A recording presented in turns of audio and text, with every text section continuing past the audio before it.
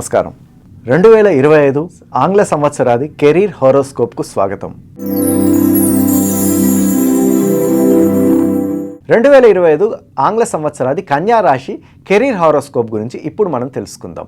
ముఖ్యంగా కన్యా రాశి వారు ఈ సంవత్సరం ప్రారంభంలో కొద్దిగా కష్టాలు పడే అవకాశం అయితే స్పష్టంగా కనిపిస్తోంది. ముఖ్యంగా జనవరి నుంచి ఏప్రిల్ మాసాల వరకు ఈ 4 మాసాల సంధి సమయంలో మీరు కొన్ని దుర్వార్తలను వినే అవకాశం ఉంటుంది. ముఖ్యంగా ఎవరైతే విదేశాల్లో పనిచేస్తున్నారో అలాంటి వారు వీసా సంబంధిత సమస్యలను ఎదుర్కొనే అవకాశం అయితే స్పష్టంగా కనిపిస్తుంది. కనుక మీరు డాక్యుమెంట్స్ విషయంలో ఖచ్చితంగా స్పష్టంగా మీరు ముందు జాగ్రత్త చర్యలు తీసుకుంటేనే ఈ కష్టాల నుంచి బయటపడే అవకాశం అయితే ఉంటుంది.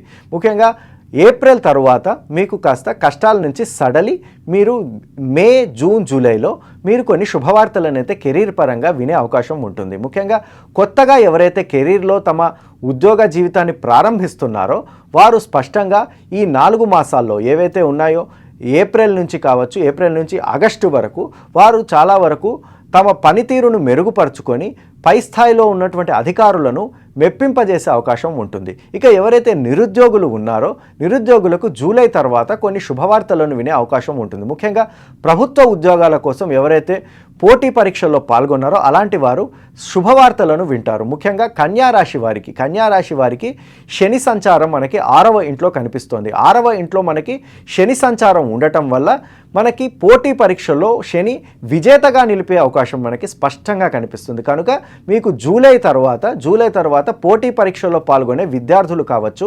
అదేవిధంగా నిరుద్యోగులు వీరంతా కూడా విజయం సాధించి చక్కటి ఉద్యోగాల్లో కెరీర్లో స్థిరపడే అవకాశం అయితే స్పష్టంగా కనిపిస్తోంది.